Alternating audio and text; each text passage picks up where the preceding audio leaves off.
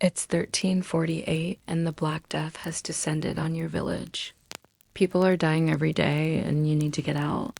To learn about medieval hygiene, watch this video. Or head over to our site for articles on medieval toilets and medieval bathing.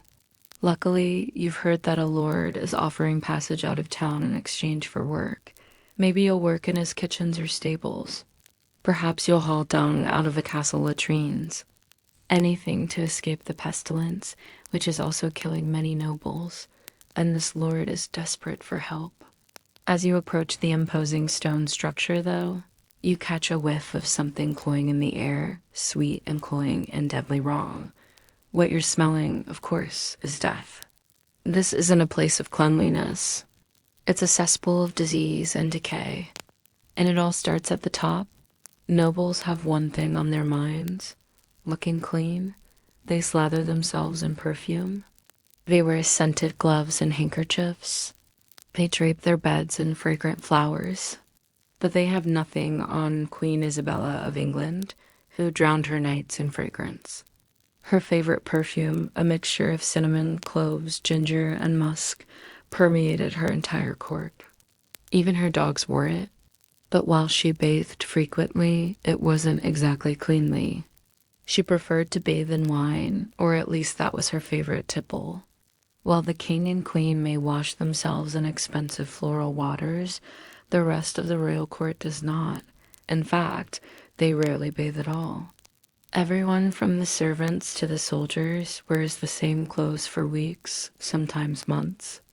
These garments are then soiled with sweat, dirt, drool, blood, and urine, making them stick to the body. Servants aren't allowed to launder the clothes. That would be beneath them. It's considered menial labor. But since the clothes are so dirty, there is a small staff whose sole job is to clean the soiled undergarments of the nobility. Well, the things that cover them anyway. The clothes themselves stay on until they can be replaced. Since everyone from dukes to servants wears the same style of clothing, it's easy to replace an aristocrat's soiled doublet with another one from the laundry pile. Whether it came from the king or the stable boy, once it's on, it's the same. You can't tell. Nobody wants to know. All the laundry is washed by hand in lukewarm water. Then it's put on rocks to dry, but some smells stick. Everyone stinks, even the royals, so the solution is simple. Cover up with perfume. While the average person might use cheap perfumes made of rosemary, lavender, and other common herbs, the wealthy buy expensive scents from traveling merchants. These merchants bring back exotic fragrances from the East, such as frankincense, cinnamon, and myrrh. They mix these with local ingredients to create unique concoctions that only the rich can afford.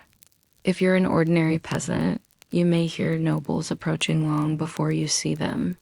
Their cloying perfumes hang heavy in the air, mixing with the stench of sweat and decay. Of course, not all smells are created equal.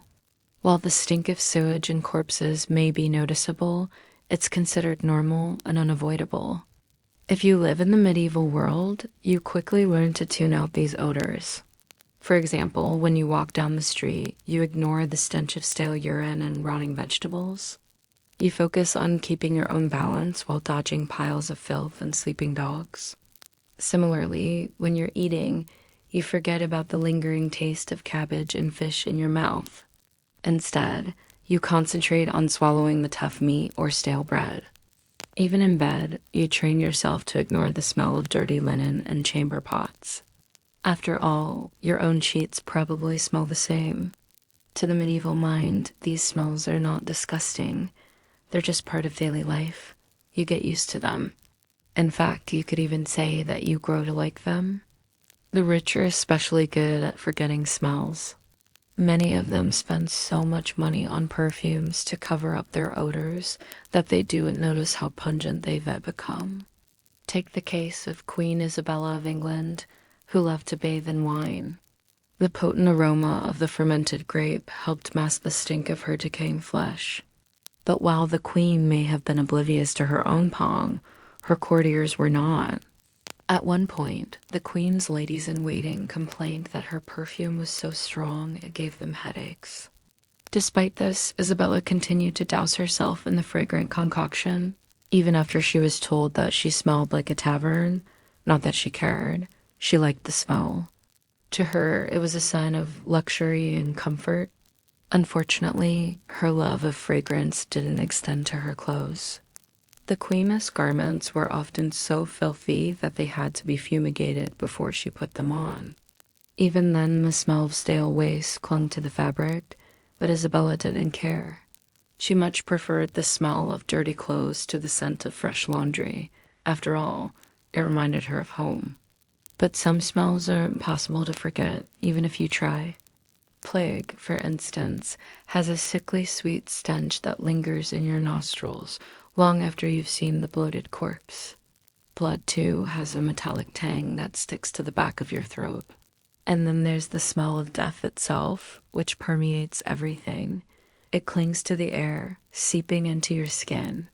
The worst part is you can't escape it. No matter where you go, death follows. It's in the church, it's in the cemetery, it's even in your own home. All you can do is learn to live with it. If you lived in the medieval world, you would soon realize that not all smells are bad. In fact, some have a certain charm to them. The earthy aroma of a freshly dug grave, for instance, reminds you that life is fleeting. The pungent odor of a latrine reminds you that humans are nothing more than animals. And the sickly sweet smell of plague reminds you that death is always near. But if you really wanted to escape the stink of death, you could always flee to the countryside. There, you could bathe in the fresh air, eat clean food, and sleep in a cozy bed. But why would you want to do that? The country is full of creepy crawlies, biting insects, and poisonous plants. Plus, there's always the danger of wild animals. No, the city is where you want to be. It's full of excitement, opportunity, and adventure. Sure, there's a lot of stink, but that's just part of the charm. After all, what is life without a little bit of filth? Now that you've traveled back in time and experienced medieval smells firsthand, it's time to move forward again. So how do you think this story was written? By someone sitting down at a desk with a laptop, sipping coffee and typing on a keyboard. But why would this writer choose to type instead of write on a typewriter? To answer that question, we've got to understand where our modern keyboards came from, which is actually much closer to our laptops than you might expect.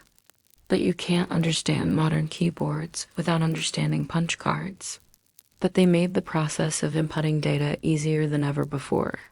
Still, nobody had figured out how to get rid of the second most important component of any computer, the monitor.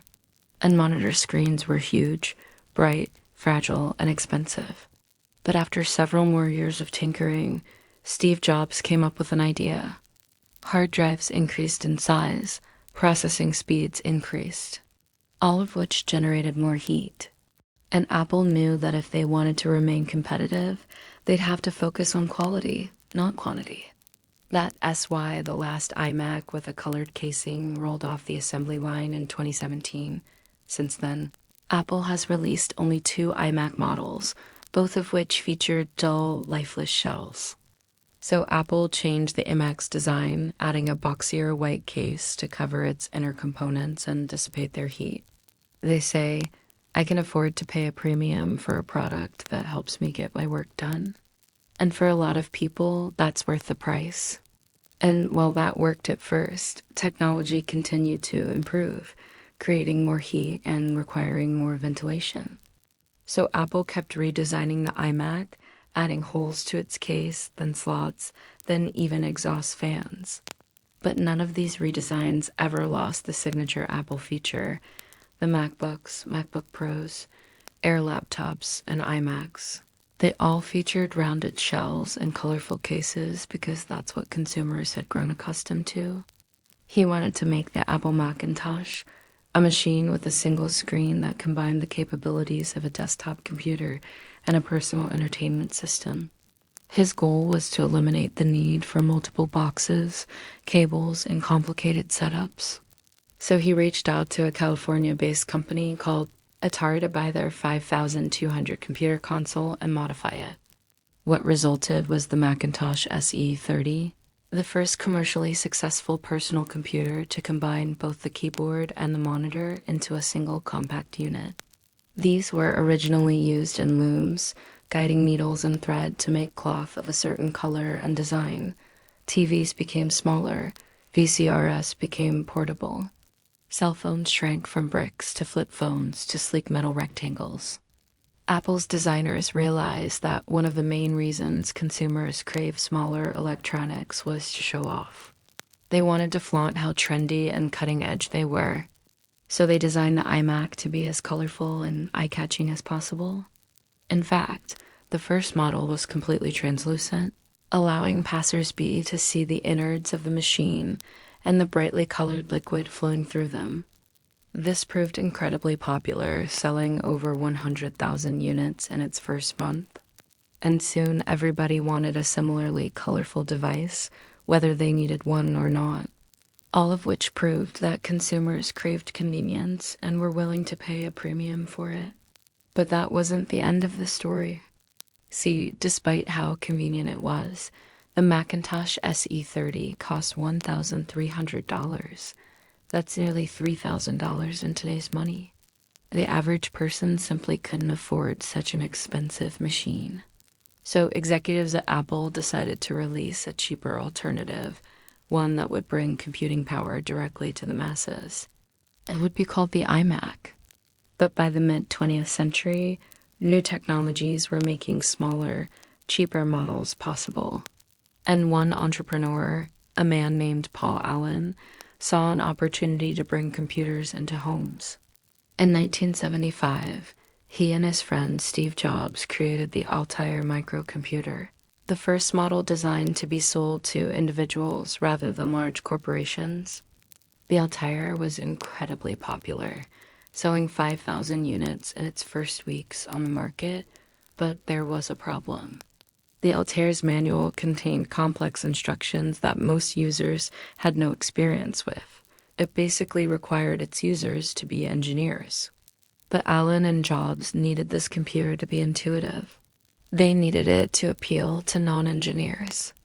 So they reached out to another entrepreneur named Stephen Wozniak, who'd built his own prototype of a personal computer, and asked him to help. Wozniak agreed, and together they modified the Altair. What resulted was the Apple I, the world's first user-friendly personal computer, and one that featured a keyboard instead of punch cards. Someone would punch the pattern they wanted into a card, then feed that card into the loom to create cloth with a repeating design. This concept eventually made its way into computers, specifically to represent the binary code of ones and zeros that computers run on. When you punched a hole into the card, that was a 1.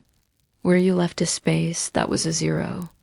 So a whole deck of punch cards could store data, instructions for engineering projects, music compositions, anything digital.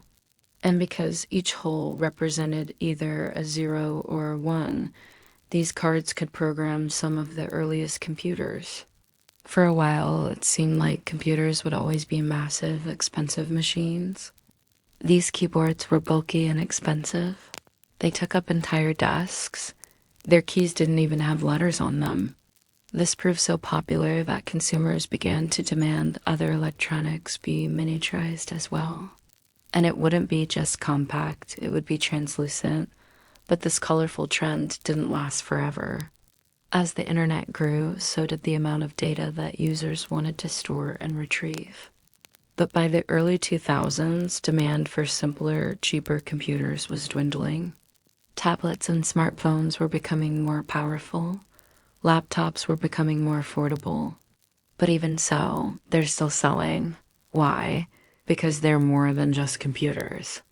They're status symbols. Thanks for watching till the end, and I'll see you next time. Here's the thing about medieval towns.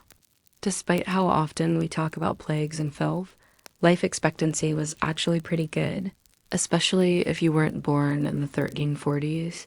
So what kept them healthy? Honestly, probably luck.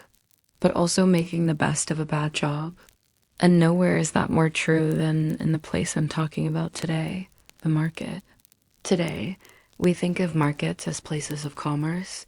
We go there to shop, to be around people, maybe pick up some bread or exotic fruit.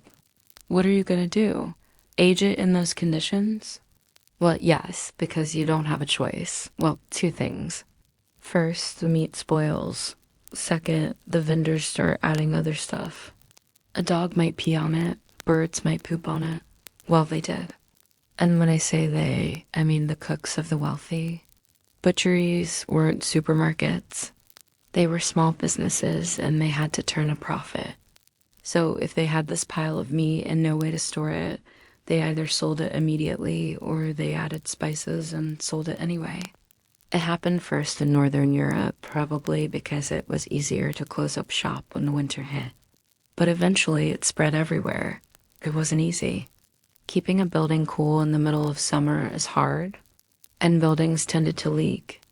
But it was better than nothing, and it meant that meat stayed fresh longer, meaning customers didn't have to rely on the vendor's word for whether or not it was safe to eat. They expected it to look and smell okay. And if it didn't, they were disappointed.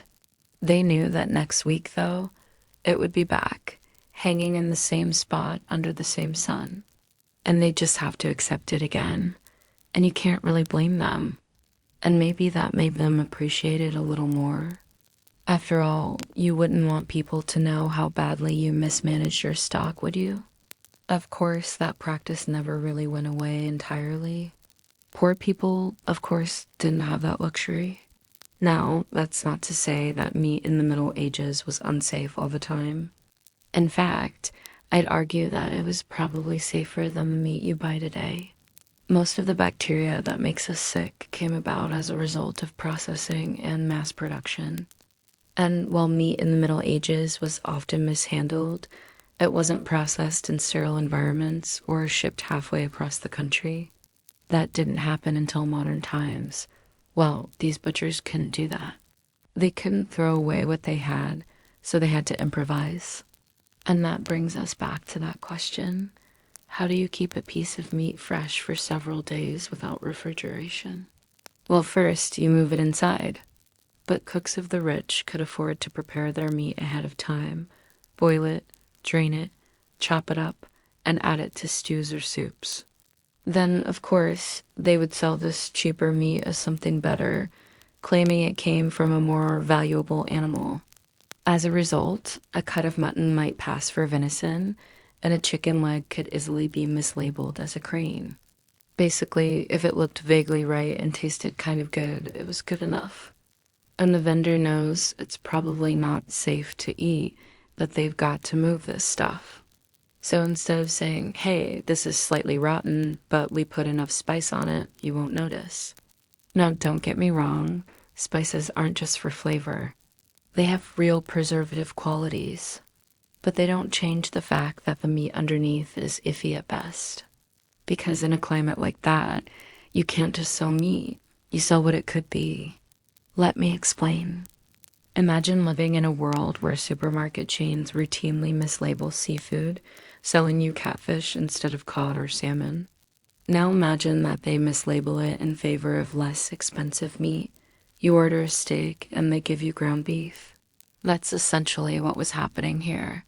Now, this isn't to say that every piece of meat hanging in the marketplace was spoiled.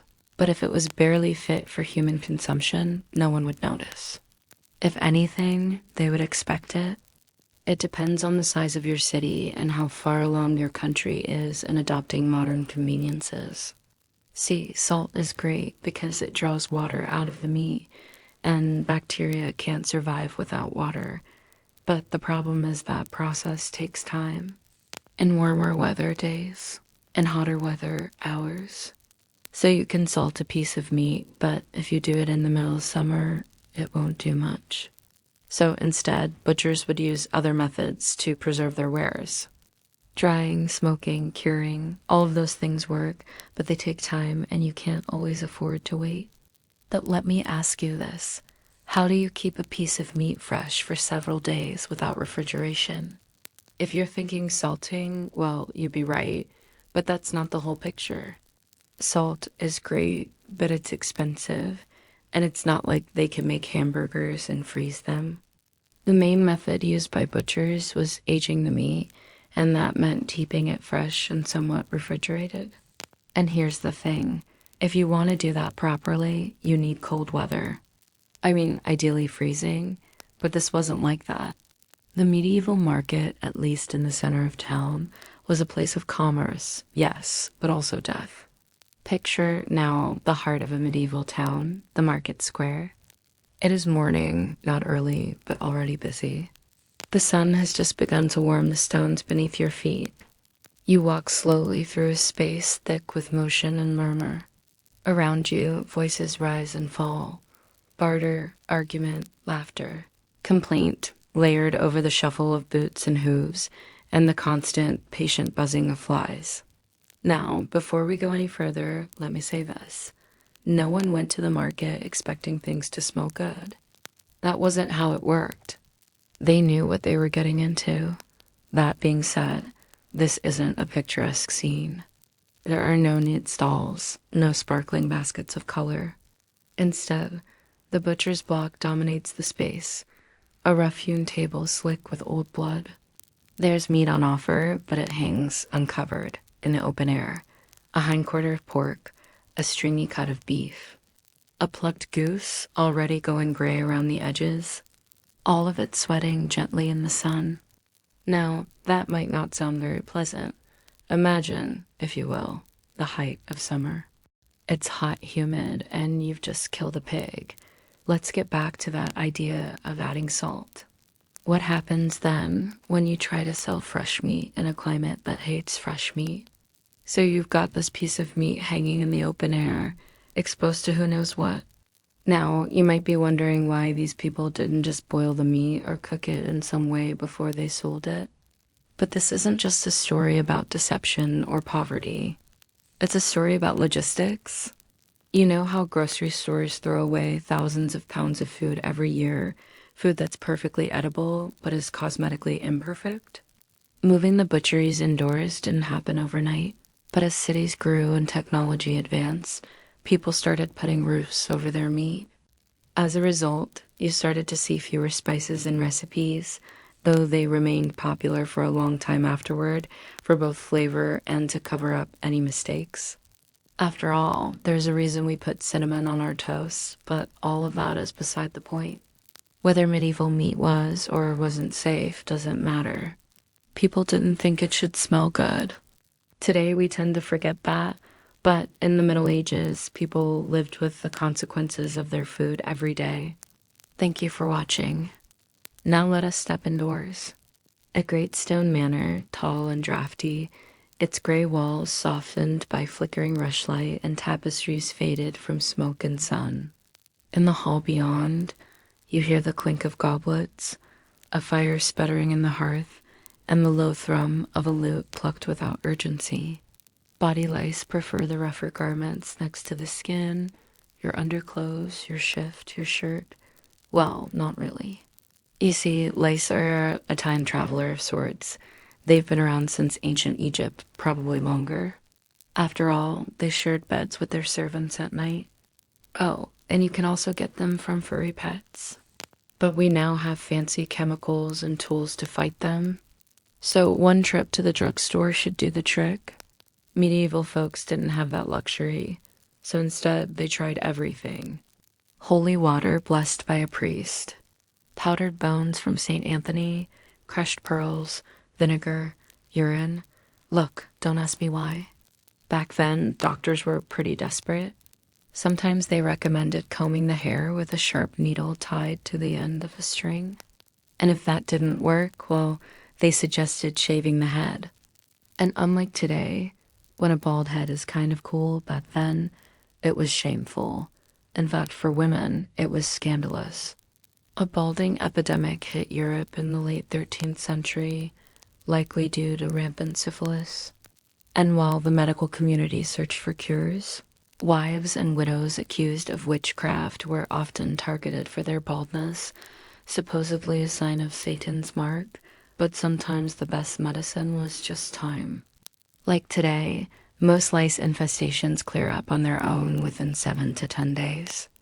After that, the only thing left to do is wash the bedding again, vacuum the house, and throw away those infested wigs. Well, scratch that last one. We invented vacuums, not the medieval folks. So scratch, scratch, stab, splash, shave. Life in the Middle Ages was a never-ending battle with the tiny terrors that crawled just out of sight. We think we've come a long way since then.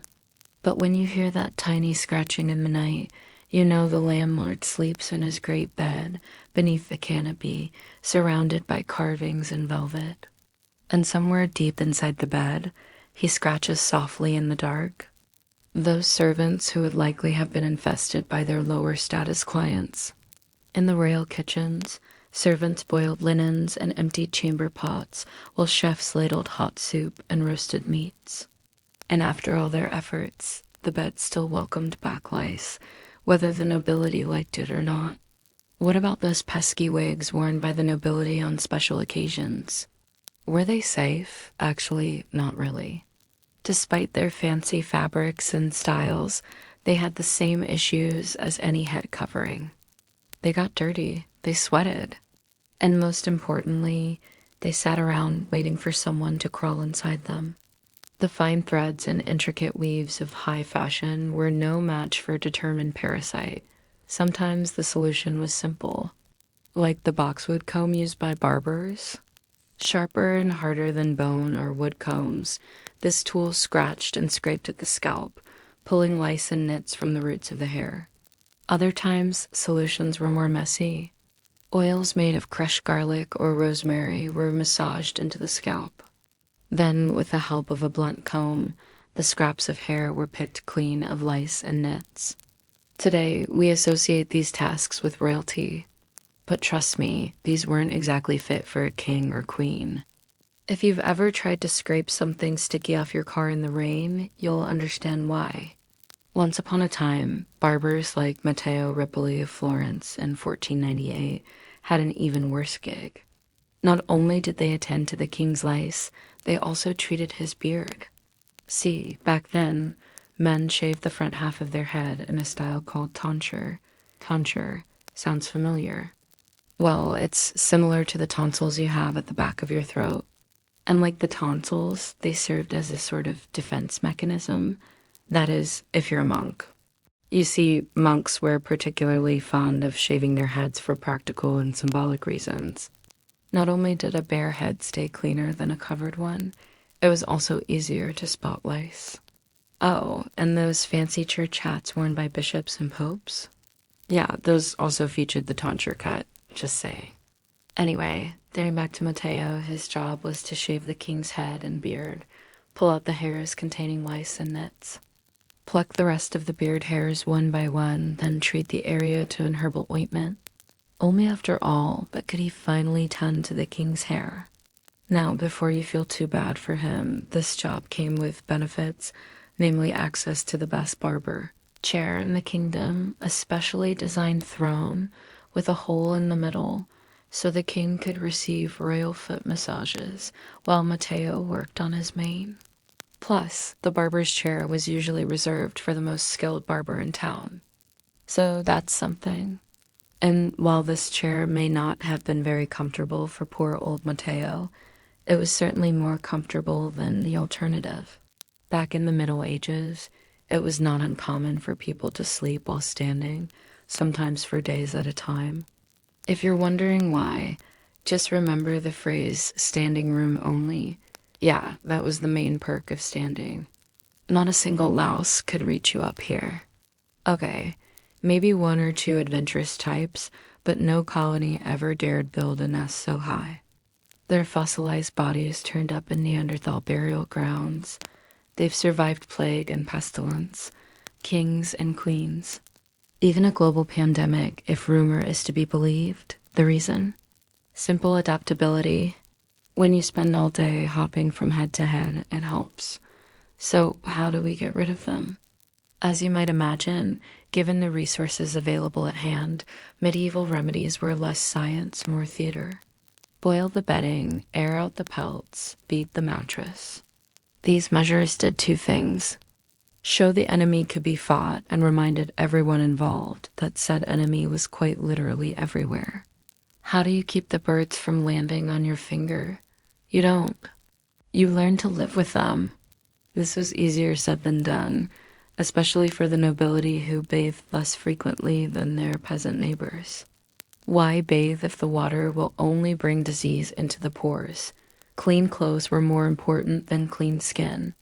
Scent more than soap. For the elite, perfume was an essential tool in keeping the stench of lice and life at bay. But this created its own problems. See, lice hate the smell of certain herbs like rosemary and lavender. So while the nobility smelled delicious, they were also much less hospitable to large colonies of lice. Unfortunately, nature being what it is, some folks like the Queen of England in 1667 became resistant to even the strongest of scents.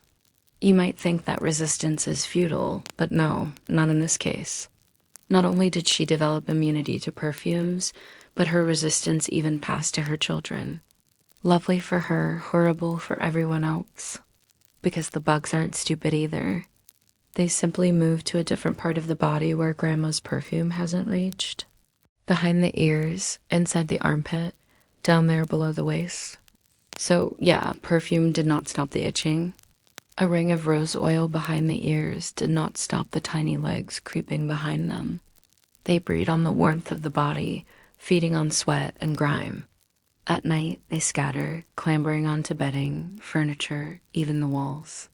And there they lay their eggs, tiny white ovals, which, after 3 days, hatch into fresh, hungry travelers ready to hop aboard a new host. Head lice, as their name suggests, dwell on the scalp and hair. Here, amidst the oils and dirt and tangles, they weave a tangled web of infestation.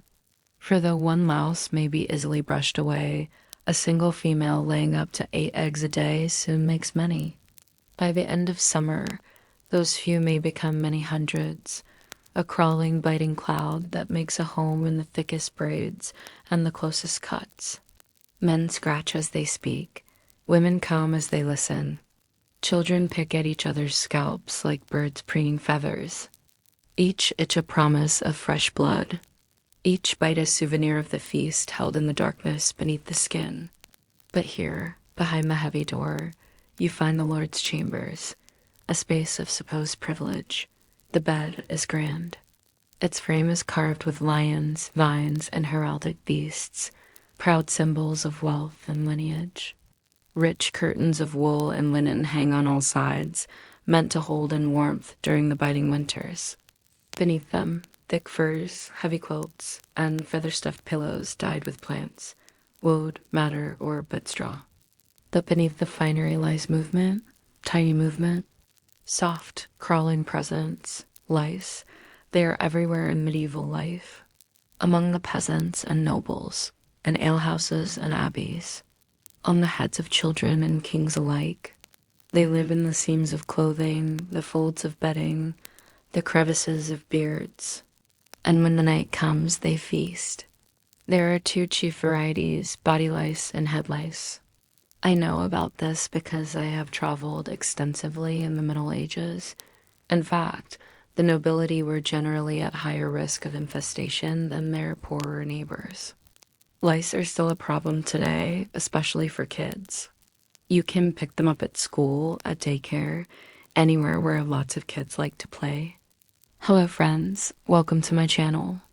Let us now follow a winding alley, a narrow, crooked vein running through the heart of a medieval town.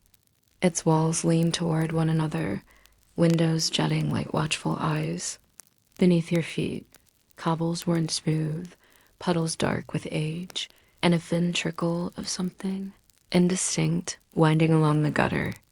At the end of the alley, warm air, steamy close and scented with something between soap and sweat, a bathhouse.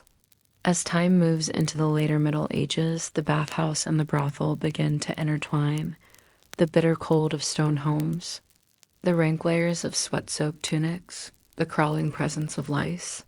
Thanks for watching. Thanks for watching. Here, for a brief moment, there's warmth, privacy, The sound of dripping, not shouting. The hush of soft hands rinsing fatigue away.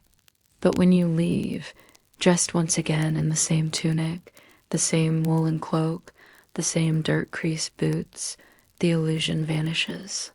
You walk back through the alley, the faint perfume of the bathhouse mixing with the stronger stench of the street, and tomorrow you may return. Or you may not, because in some towns the bathhouses will be shuttered by fear, blamed for spreading plague, encouraging lust, or inviting God's displeasure. And soon the steaming tubs will grow cold, the laughter will stop, the rooms will go quiet. But for now, the bathhouse remains. And somewhere beyond the mist, someone gently scrubs their back with a rosemary branch and hums softly in the haze.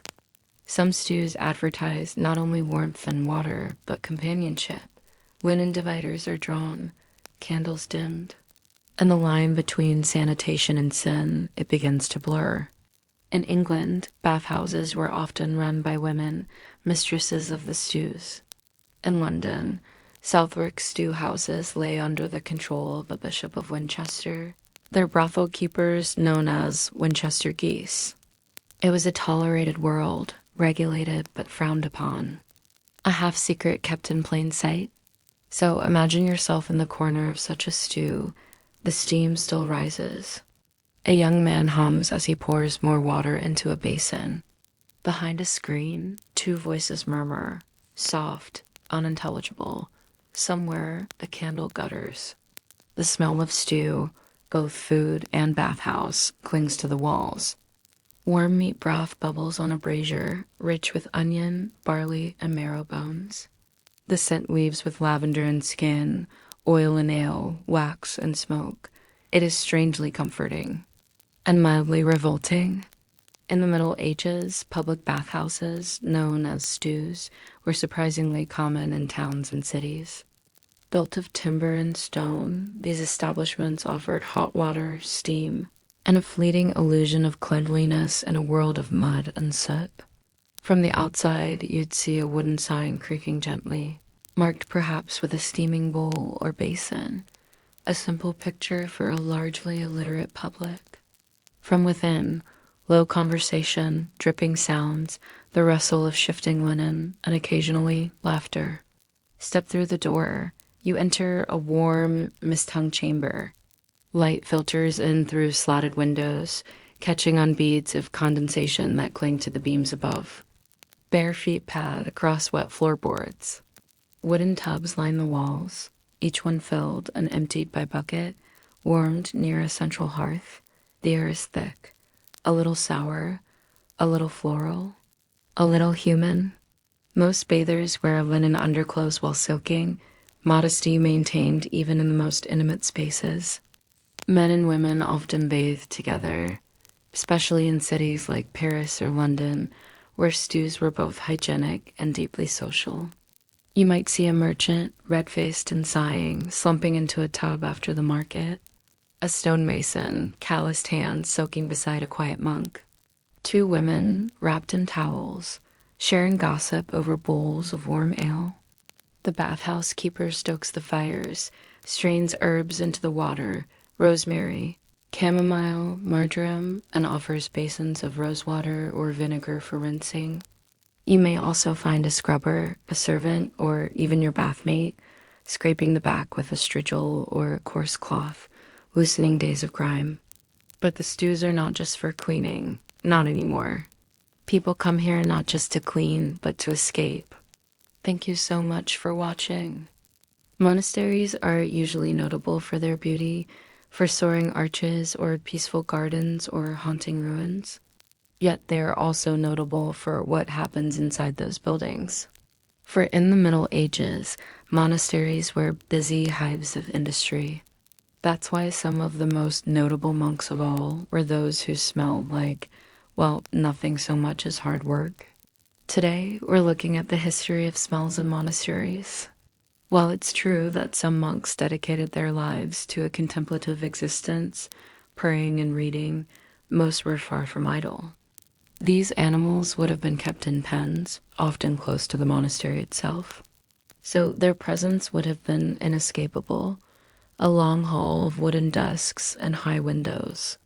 Monks hunched over parchment, quills in hand, copying texts for hours at a time. The dormitory was the beating heart of the monastery. It was where monks ate, slept, read, wrote, and talked. It was also the center of monastic life, the place where the routines of daily life played out over and over again.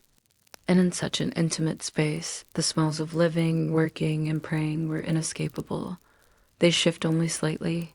The scratch of feather on vellum fills the air. It was the smell of men seeking a closer relationship with God by denying themselves the comforts of the world, and in doing so, making themselves smell of the world. If so, please remember to subscribe to the channel and review us on your favorite podcast platform. Until next time, thanks for watching. Even in the midst of prayer and contemplation, life went on. Simple, repetitive, anchored by ritual, marked by devotion, and steeped in the soft, enduring scent of humanity. The oil lamp smokes faintly. One monk sneezes. Another adjusts his robe. The room is quiet, but it is not fresh. The wool robes worn by monks absorbed everything: smoke, sweat, spilled ink, dust from the vellum.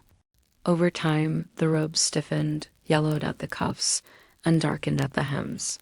They were rarely washed and often mended again and again until they fell apart. And then there was the stuff of creation, the raw materials of literacy, the ink made from ground up oak galls or berries, the quills painstakingly stripped from feathers, the vellum made from stretched and dried animal skins, all contributed to the heady, musky atmosphere of the scriptorium. Pigs in particular are thought to have been kept in the middle of monastery courtyards, wallowing in the shade and rooting around in the filth. So, whether it was the reek of pigs or the smell of baking bread or freshly tilled soil, the smells of work would have permeated every part of the monastery. Each monastery was largely self-sufficient, growing its own food, raising livestock, making its own wine and beer, brewing its own medicines. In fact, medieval monasteries were usually economic powerhouses, controlling large tracts of land and manorial estates worked by tenant farmers and laborers. They owned mills and orchards and fisheries. They brewed beer. In fact, the majority of beer produced in medieval England was brewed by monks. They sheared sheep and made cloth. They forged tools and raised pigs and cattle. All these tasks and more meant that despite the emphasis on prayer and contemplation, a medieval monastery could be a very noisy, pungent place indeed. Now, what we think of as the smell of a monastery today might be that of dust or old books or incense. But the everyday aromas of medieval monasteries were a bit more primal. Monastic meals were almost always vegetarian, consisting of grains, fruits, vegetables, cheese, and sometimes eggs. Meat was reserved for major feast days only. This was partly because eating meat was seen as a luxury and partly because of the practical difficulties of feeding a community of monks a steady diet of meat. Nonetheless, the preparation of even vegetarian meals would have created a variety of smells as fires were lit, pots were hung, and vegetables were chopped. And when the meal was ready, it would have filled the refectory with the aromas of garlic, onion, pepper, salt, and whatever else was at hand. Eating would have been another noisy, fragrant part of the day.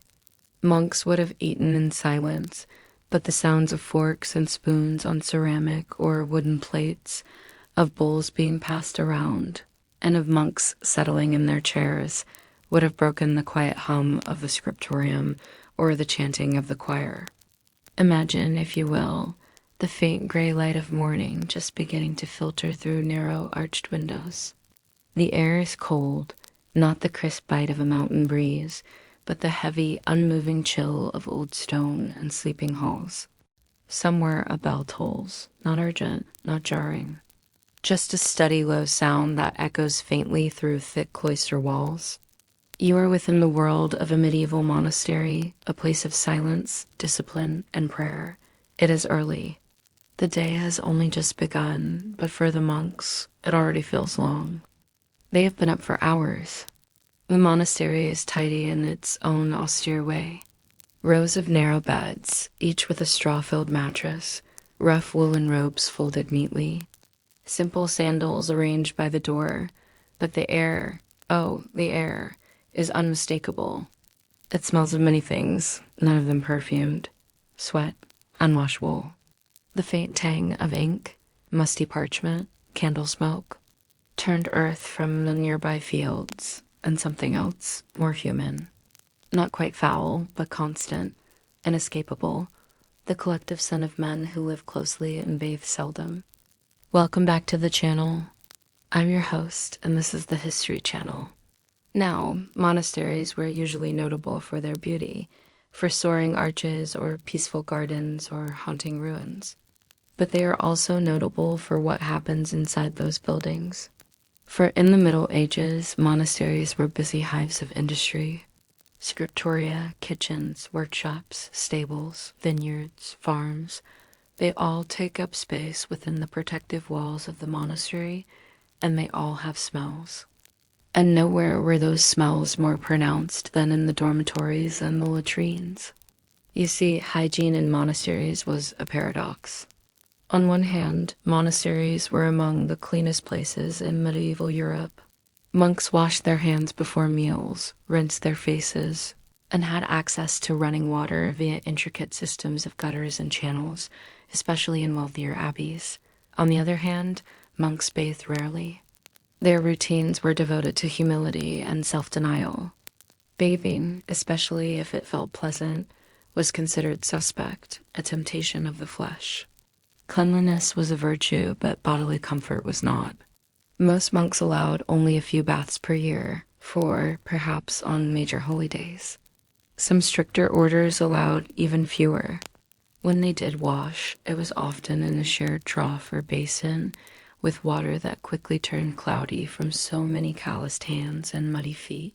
The latrines, called reredorators, were communal. Long wooden benches, side by side, with chutes running down to a channel of water below. There were no partitions. No privacy.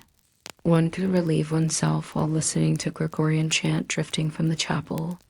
Monks did their best to mask these realities, sprinkling herbs near their beds, burning juniper or lavender, airing out robes when the weather allowed, but the scent of men, confined and devout, was ever present. A smell of sweat, stone, and silent obedience. As the day progressed, those smells combined with the smells of work. Monasteries were busy places. Then there were the animals. Monasteries typically kept livestock for their own use, including pigs and cattle for meat, sheep and goats for milk, poultry for eggs and meat.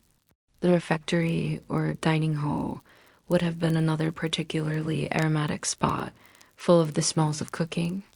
And that noise, along with countless smells, would have been inescapable in the place where monks spent most of their waking hours, the scriptorium. Imagine the scriptorium. Of course, no matter how many times a monk aired out his robe or sprinkled herbs on his bed, the reality of living in close quarters with dozens of men was never far away. In the end, the smell of a medieval monastery was not a bad thing. It was simply a sign of life lived fully, if austerely. We hope you enjoyed learning about the smells of a medieval monastery. Oh, so you think being a medieval noble was pretty sweet, huh? Long gowns and golden cups and servants catering to your every whim. And these particles, invisible and ubiquitous, were deadly. Smells, however, were quite obvious. This was the age before modern plumbing. Miasma, bad air, was believed to be the source of illness, even plague. Though people couldn't see bacteria, they could see the effects of disease. They knew milk turned sour because of bacteria. They watched wounds turn septic and fester. Every night, the townspeople and the country folk returned home carrying with them the detritus of the day, bits of dirt, scraps of food, seeds, and grain. They tracked in blood from butchering animals, from working in fields, from fending off predators, They brought in lice and fleas and botflies, eggs and worms. Every night, filth found its way inside. And since the means for cleaning were so limited, things got pretty gross, pretty fast. The problem wasn't filth per se, it was imbalance. Each smell had its own source and its own effect on the body. For example, a person's sweat might smell sweet, but it could also cause boils. Blood might smell metallic and strong, but it could also cause ague, aka malaria. Flowers might smell delightful, but they could also bring on giddiness. Likewise, a privy full of human waste might smell rancid, but it could also cure hiccups. If the air was filled with too many kinds of smells, it created a miasma. The solution, then, was not to eliminate smells, but to balance them. A single smell by itself was good and healthy. Too many different smells together were bad and unhealthy. Balance was everything. Before indoor toilets, before indoor sinks, before indoor garbage cans. Fresh air was considered beneficial, but no one wanted to be outside when the privy overflowed or the cows got loose. So people would open their windows and doors and hope for the best. Most of the time that meant hoping the wind would blow in the right direction. As for cleaning, that was more complicated than opening a window. Dirt stuck to everything, and water, while necessary for cleaning, was hard to come by and harder to keep clean. Plus, no one understood germs. They did understand, however, that things should be cleaned with things other than water. The most common cleaning agent was urine, since it was free and plentiful. Urine was used for cleaning clothes, utensils, even teeth. Urine was also acidic, which made it perfect for breaking down certain stains. Another popular cleaning agent was vinegar. Vinegar was cheap, easy to make, and smelled far better than stale urine. Of course, vinegar was already somewhat dirty, since it was made by fermenting things like stale beer or fruit. Despite its grime, however, vinegar was considered pure and purifying. And to make matters worse, this was also the age before germ theory, before people understood that certain smells meant danger. So let's imagine what it was like to live during the Middle Ages. Well, we've talked about how those perceptions of nobility came about. That's where we're going today. We're talking about how the reality of medieval life stank, and I mean really stank. Now, when I say stink, I don't mean things smelled bad. I mean the very air itself was thick with particles so tiny they could never be seen. Picture a grand stone manor rising out of the mist. Not a castle with gleaming towers or polished floors, but a low, heavy building, half fortress, half farm. Moss climbs the outer walls. Ivy curls up toward the narrow windows. Beyond the gates lies a courtyard that is not empty, not even close. It is filled with cows. Their hooves suck into soft mud. Their breath steams in the cool morning air. They shift and shuffle and mow softly, leaving behind the unmistakable offerings of their kind, steaming piles that dot the courtyard, mixing with straw, hay, and spilled feed. Chickens dart between the clumps. Pigs root along the edges. A goat stands atop a barrel, chewing something best not examined too closely. This is not a barnyard. This is the daily view from a noble's hall. Because in much of rural Europe, even the elite lived shoulder to shoulder with their livestock. Warmth was precious, and animals, warm, loud, smelly animals, were part of the household economy. Their bodies provided not only food and labor, but heat.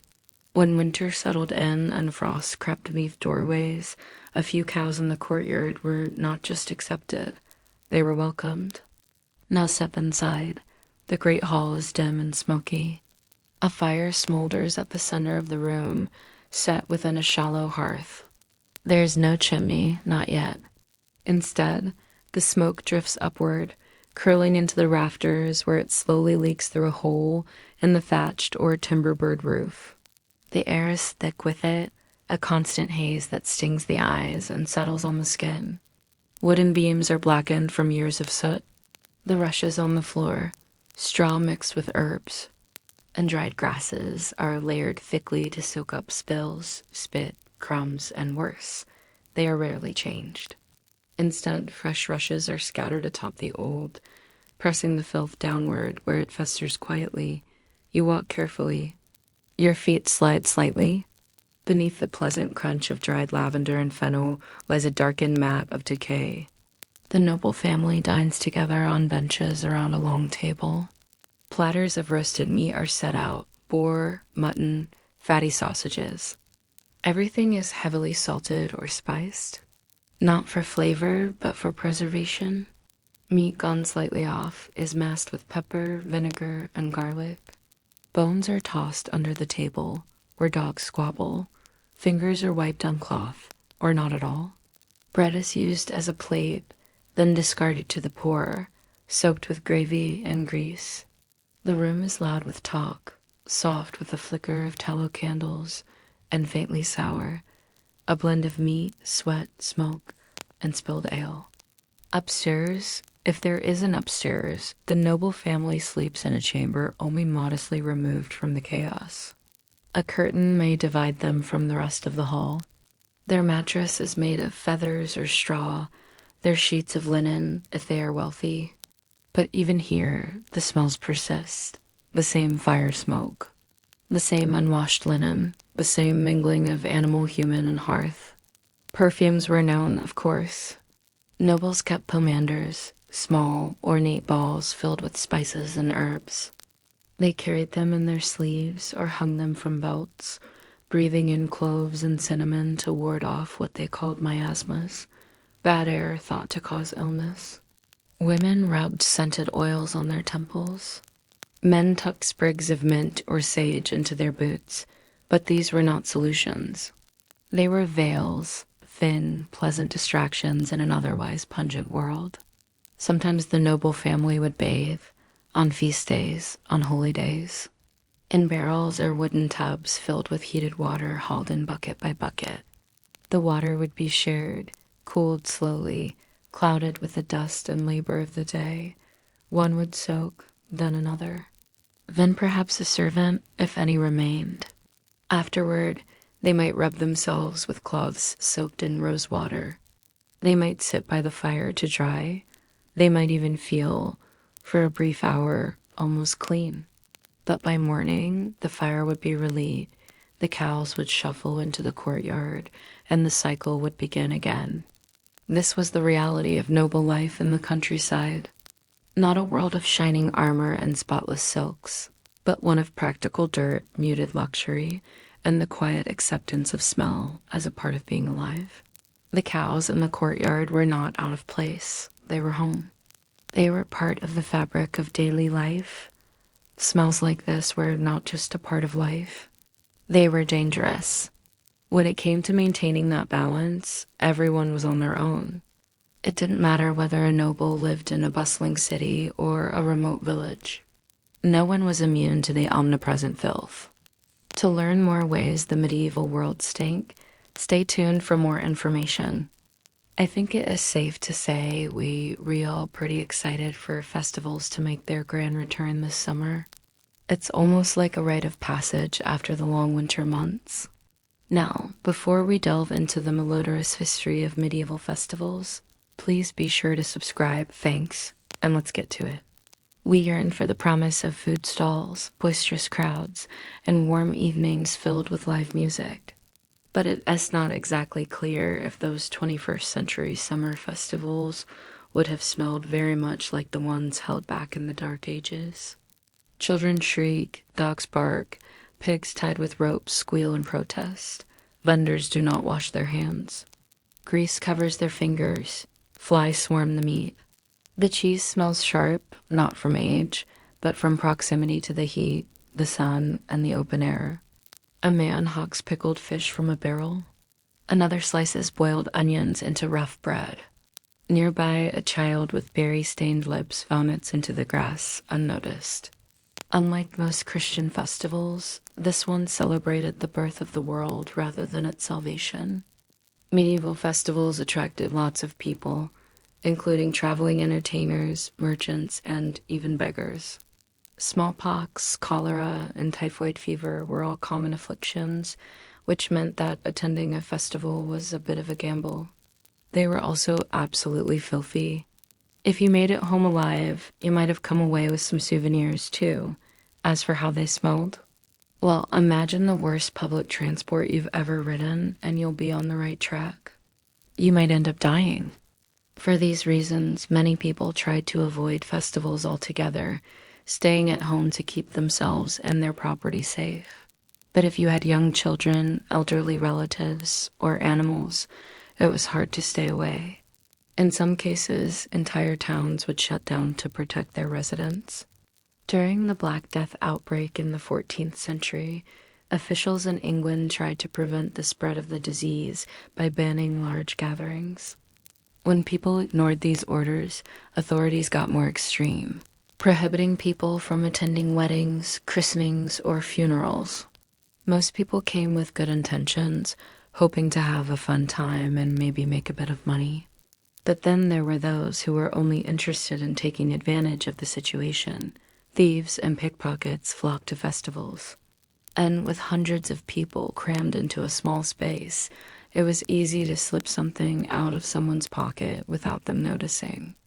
A large number of people also meant that food supplies could easily run out, leading to price gouging and hoarding. In some cases, entire communities were affected. At the Mercat Cross Festival in Edinburgh in 1649, thousands descended on the city. After 2 days of partying, all the grain had been used up, meaning that bakers couldn't make enough bread for everyone. Prices went up and tempers flared. By the third day, the Lord Provost declared that no more alcohol could be sold until the baker had restocked his supplies. Sometimes tensions would get so bad that local authorities would impose curfews, banning people from being out after a certain hour. At the 1348 Festival of St. Simon and St. Jude in England, the mayor of Newcastle got fed up with the crowds and told everyone to go home. The people refused, so the mayor had to call in the military to enforce the curfew. As the church was decorated with greenery and children paraded through the streets, singing carols, the evening culminated in a ceremony where a mock mass was held, and the congregation was entertained by jesters, acrobats, and mummers.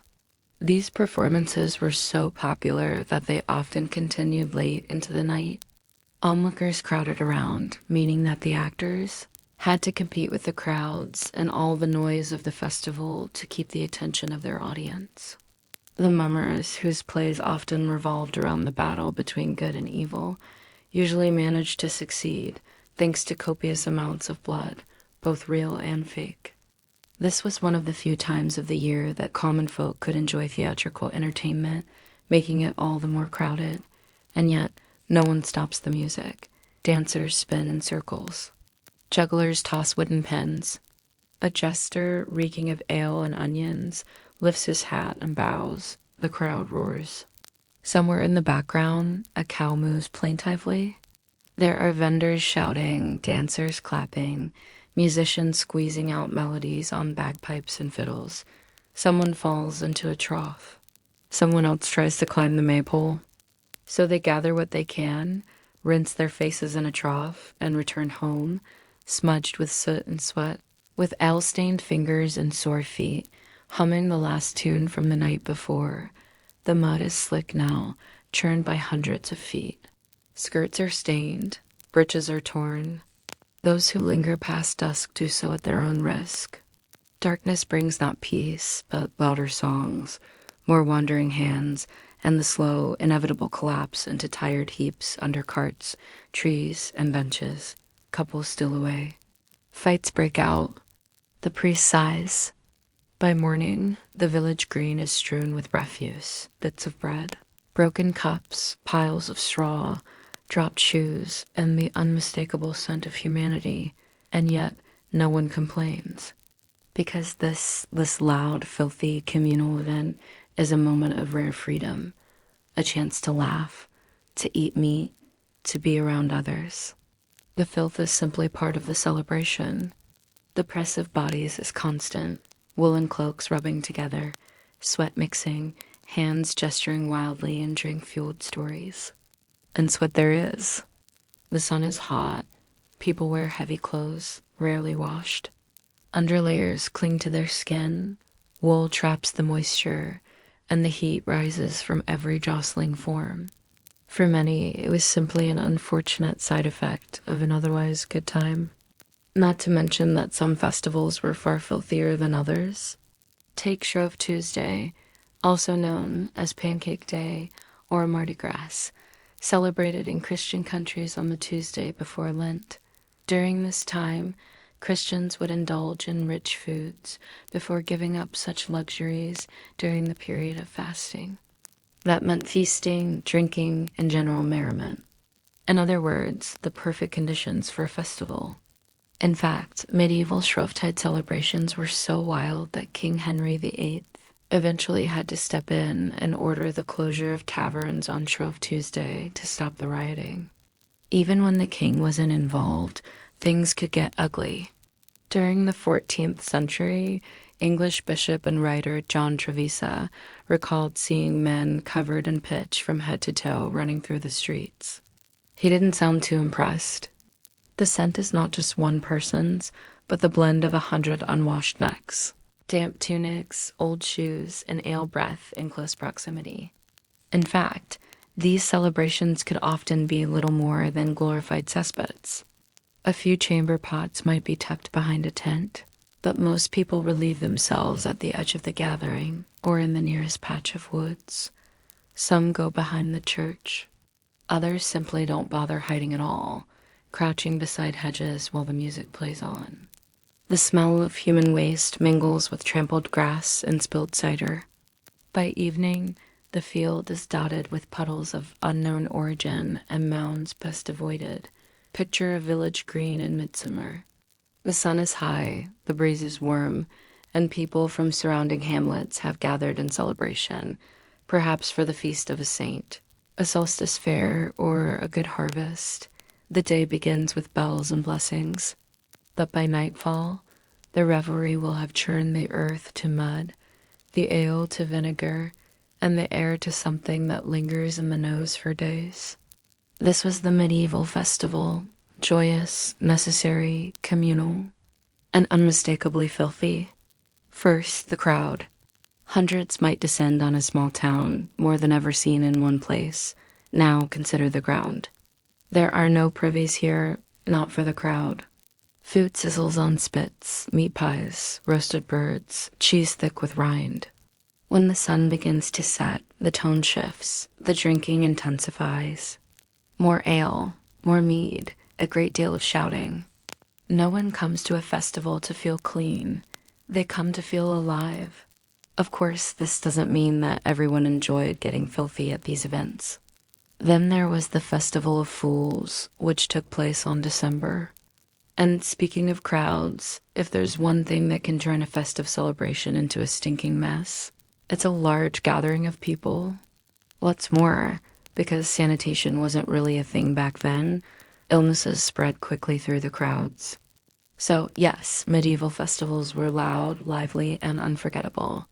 Thanks for watching. It's hot, stuffy, and dark inside the sedan. Your noble charge is burning with fever, and his clothes are caked in the grime of weeks gone by. We learned about bathing habits and dental hygiene, about chamber pots and lice, and we saw how public health officials tried to combat outbreaks of the plague. The household paused too, voices lowered. Windows opened to let the spirit out, and somewhere a neighbor's hands were already being rinsed in preparation, for they would be the ones to wash the body. If not, clean water alone would suffice. The body is not scoured or scrubbed. It is honored, tended to, made ready. Once washed, the hair is combed, slowly, gently.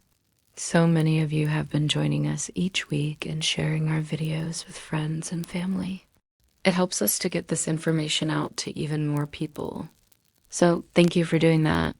Those who took their own lives, for example, were considered unworthy of a church funeral and were buried at crossroads or in an unmarked grave. Still, suicide was rare. And if a person was driven to such an action due to mental illness, they were often forgiven. Churchyards became crowded and unsanitary, however, and were moved to the outskirts of town in the 19th century and laid to rest with ceremony, if not always with dignity. In fact, it was common for the lower classes to be buried in whatever container was closest at hand, including crates or barrels. I hope you enjoyed learning about the rituals and practices surrounding death in medieval Europe. Did you find anything particularly interesting or surprising? Have you ever encountered beliefs or customs related to death that you didn't know were common during the Middle Ages? Please share your thoughts and experiences in the comments below. If you'd like to learn more about medieval history or culture, make sure to check out the additional resources provided. Thank you for joining us on this journey through time. Until next time, stay curious and keep exploring the fascinating world of the past. During the 16th century, London, people who died at sea were tossed into mass graves with criminals and those who died during childbirth. Women commonly gave birth at home with the assistance of a midwife. Since the mother could not afford to be cold, the newborn baby was immediately swaddled and placed on the mother's belly to warm them both. However, it was recommended that the child be submerged in cold water to strengthen their constitution. By the 17th century, it was fashionable for wealthy women to hire wet nurses for their children, since it was seen as unseemly for the mother to nurse her own baby. While most people were interred in the ground, there were times when bodies were displayed publicly. During the plague outbreaks, some suspected persons were exhumed and examined to determine if they had the sickness. In other cases, corpses were hung from trees or displayed in market squares as a warning to others. In Florence in 1348, bodies were suspended from the windows of the Palazzo Vecchio. During the Protestant Reformation, reformers advocated for the reburial of monks and nuns who had been walled up alive in their monasteries. During the Middle Ages, midwives played a key role in the community, not only delivering babies, but also caring for the sick and dying. After death, they would wash the body, dress it in a shroud, and prepare it for burial. At times it was clinical and stark, at others tender and reverent. In the end, regardless of rank or circumstance, death was a shared experience that united all. As the main attendants at births and deaths, they were sometimes viewed with suspicion and fear, as they were believed to deal with the devil, though they were often vital in helping families. The nails trimmed, if there's time. A clean shift is drawn over the body, or a shroud of linen wrapped around the limbs. Prayers were said before and during the process of washing the body, and again throughout the burial. Sometimes holy water was sprinkled on the corpse and those present. A priest would typically read passages from the Bible and direct the mourners in their grief. Those who were well-to-do might have their loved ones interred in an elaborate coffin made of wood, metal, or stone. Common folk were more likely to have their dead wrapped in a simple wooden box or even buried in a shroud. Bodies were frequently buried within the walls of a home, especially during the Black Death, when cemeteries were overcrowded. Often the remains of multiple family members could be found in the same grave. Many Christians found comfort in the ritual of the visitation, which occurred 3 days after burial, when friends and relatives would come to the home and partake in prayer and a simple meal. Some would then visit the grave. Coins are sometimes placed on the eyes. The mouth may be tied shut with a cloth beneath the chin to keep the face serene. It is not hidden or hurried away. The dead are a part of the household still. Then the body is laid out, sometimes on the bed, sometimes on a board. Candles are lit at the head and feet. Herbs are scattered near the pillow, marjoram, sage, or yarrow, both for fragrance and folk protection. Dogs lie at the threshold. For a day or two, the room becomes a place of quiet vigil. Friends and family visit. They do not flinch from the body. People sit nearby, pray, whisper, remember. In winter, graves are harder to dig, and the cold slows decay. There is no embalming, no preservation. Children might peek in with solemn curiosity.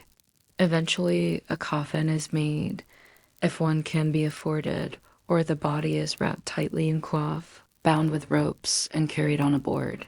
But no one pretends otherwise. Death is natural. It comes to all. The procession walks slowly, accompanied by bells if the church allows it, or simply the crunch of boots on earth and the low sound of psalms. The grave is dug deep, by hand, with spades, and lined with hay or bracken to soften the passage. The body is given back to the earth swiftly. In summer, the smell can be difficult. It comes with dirt and silence, and it asks for dignity, not denial. The women do not rush. They murmur prayers or instructions to one another.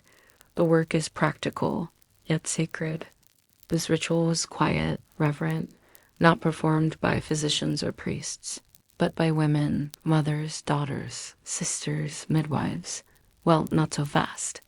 So medieval hygiene ends where all life ends, not with perfume, nor powder, nor painted lips, but with warm water, a soft cloth, and the slow hush of farewell. The same hands that brought life into the world now helped it leave with dignity. This week we were going to look at how medieval men and women prepared themselves and others for death. For there is more to hygiene than just keeping yourself fresh for market day. The deceased lies still, their skin already paling to the cool tones of wax. Beside the bed, a basin of water is set on a stool, warmed by the fire. Linen cloths are folded with care. A sprig of rosemary lies nearby, not for decoration, but for scent, a small mercy against the sourness of death. One cloth is dipped in water and wrung out. Gently, deliberately, the face is wiped, eyes closed, cheeks smoothed. The lips are touched, then the hands, still folded across the chest. Parish churches also had attached graveyards. The washing moves downward, slow and thorough. You've done your best to help him through this illness, but now it's time for a change. So you roll down the window just a crack and call to your postilion to halt for a moment. He brings the horse to a stop and you go to work with a sponge on a stick, cleaning your employer's stinking pits. But what do you do when he kicks the bucket? Naturally, you wash his body, don't you? Welcome back to Medieval Hygiene. Last week, we discussed how the people of medieval Europe cleaned themselves, or rather did their best to avoid getting too dirty. Now, when someone passed, whether peasant or lord, it was not simply the body that ceased to move. Imagine a wooden bed, narrow and plain, a blanket drawn up to the chest. If the person was of means, the water might be scented, a drop of rose oil, perhaps, or lavender from a dried bundle stored in the rafters. Even in great cathedrals, where nobles are entombed beneath stone slabs and carved angels, there is no escaping the final truth, that all flesh fades, and that the body must return to the soil. And while we've been discussing the careful cleansing of the body after death, please take a moment to remember to like and subscribe here at the channel. Medieval religion was extremely important in daily life and in the afterlife. Those who died in certain circumstances, such as violent deaths, were sometimes denied Christian burial. After the washing, the body was usually left for 2 days so that the family could say their goodbyes. Most towns and cities had designated burial grounds outside the city walls. Still, in spite of any unusual displays, the norm was for the body to be taken to the grave in privacy, and thus we see that while death permeated daily life in the Middle Ages, the manner of dealing with the body varied widely. And with that thought in mind, we bring this episode of Medieval Hygiene to a close. This video is brought to you by Audible. Get a free audiobook with a trial at audible.com/medieval hygiene. That's audible.com/medieval hygiene. Medieval hygiene has been quite a journey. We've talked about teeth, clothes, toilets, ears, everything but the most basic and inescapable function of hygiene of all, cleaning when you die. So we're going to talk about death today, specifically how medieval people cleaned themselves after death, what happened to the body after death, How did those around the dead approach the corpse? The deceased lies still, their skin already paling to the cool tones of wax. If not, clean water alone would suffice. Now, the idea of washing a dead person might seem odd to us, but remember, medieval people didn't think of death as some great dividing line between clean and unclean. Otherwise, the body was wrapped tightly in cloth, bound with ropes, and carried on a board. The procession walked slowly, accompanied by bells if the church allowed it, or simply the crunch of boots on earth and the low sound of psalms. I hope you learned something, maybe even a little bit about yourself. I know I did. From fragrant flowers to stinky sewage, we've covered a lot of ground. But one of the most important things is the sound quality. And that's why Audible is excited to offer listeners like you the best quality audio products on the market. With thousands of titles in its ever-growing catalog, Audible has something for everyone. My personal recommendation is Sapiens by Yuval Noah Harari. It's a sweeping epic that takes you through the entire history of humanity, exploring the major turning points that have shaped our world and our species. Narrated by the author, it has an engaging listen that will make you feel like you're having a conversation with a friend. Plus, as an Audible listener, you can easily download the audiobook and listen on the go, making it the perfect companion for your daily commute or workout. Literally tons of human waste, in fact. And while it's not exactly pleasant to think about, it's essential to understanding how medieval people lived, worked, and died. They were real people, after all, with real problems, real concerns, and real habits, both good and bad. And while we might shudder at some of their practices today, we can also learn from them about ourselves, about history, and about the world we live in now. This was not a funeral in the modern sense. No somber music, no elaborate rituals, no attempt to hide the grim reality of the situation. But it was a goodbye, a final acknowledgement of the personhood of the deceased. They had been a part of this community, and they were continuing to be a part of it, even as their physical form was moved to its final resting place. The dead were still part of their household, still part of their family, and therefore still required tending. There was no embalming, no preservation. The body was given back to the earth swiftly. In winter, graves were harder to dig, and the cold slowed decay. And thank you for your support throughout this series. Special thanks to my patrons. If you'd like to support the channel and get access to exclusive content, you can check it out at the provided link. Until next time, stay clean and stay curious. In summer, the smell could be difficult, but no one pretended otherwise. Death was natural. It came to all. It came with dirt and silence, and it asked for dignity, not denial. Even in great cathedrals, where nobles were entombed beneath stone slabs and carved angels, there was no escaping the final truth that all flesh fades and that the body must return to the soil. The body was not thrown in a pile, left out to rot, nor shoved into a hole in the ground without a ceremony. Death was sad, yes, but it was natural. Everyone understood that they would die, that everyone around them would die, and that death didn't change the fundamental nature of a person. Therefore, it should be treated the same as living. You wouldn't scrub your living family members with a brush, or comb their hair aggressively, or scrape at the dirt under their fingernails. And you wouldn't treat their bodies any differently after they died. The washing was gentle, respectful, almost reverent. It was a chance to honor the dead one last time, to acknowledge their passing with dignity. Beside the bed, a basin of water is set on a stool warmed by the fire. A clean shift was drawn over the body, or a shroud of linen wrapped around the limbs. Sometimes coins were placed on the eyes. The mouth may be tied shut with a cloth beneath the chin to keep the face serene. Then the body was laid out, sometimes on the bed, sometimes on a board. Candles were lit at the head and feet. Herbs were scattered near the pillow, marjoram, sage, or yarrow, both for fragrance and folk protection. For a day or two, the room became a place of quiet vigil. Friends and family visited. They did not flinch from the body. It was not hidden or hurried away. The dead were a part of the household still. People sat nearby, prayed, whispered, remembered. Children might peek in with solemn curiosity. Dogs lay at the threshold. Linen cloths are folded with care. A sprig of rosemary lies nearby, not for decoration, but for scent, a small mercy against the sourness of death. One cloth is dipped in water and wrung out.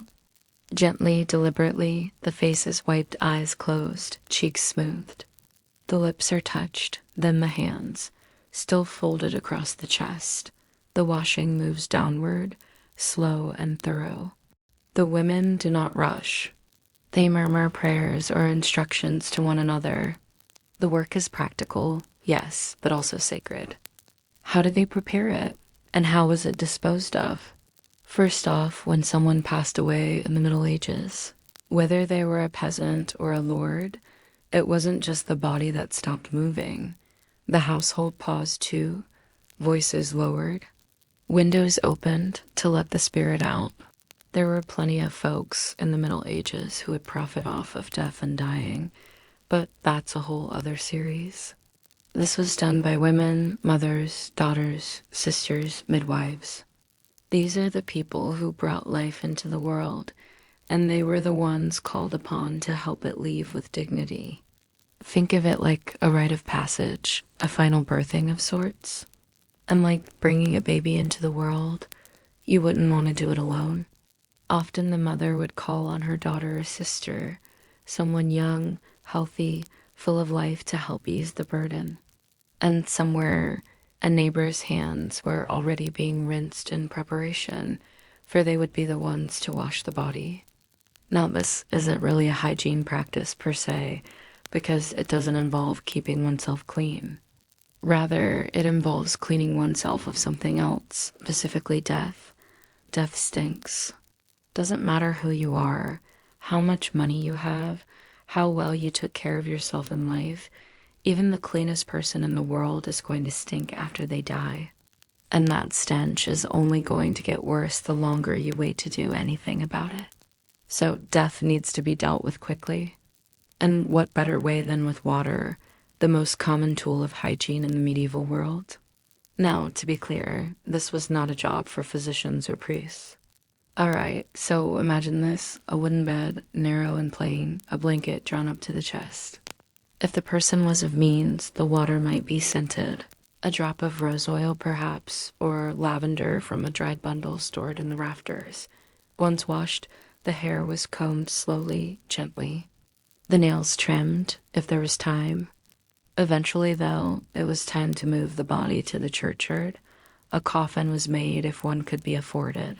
The grave was dug deep by hand with spades and lined with hay or bracken to soften the passage.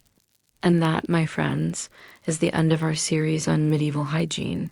So thank you for joining me on this journey through the sometimes fragrant, sometimes pungent world of medieval hygiene.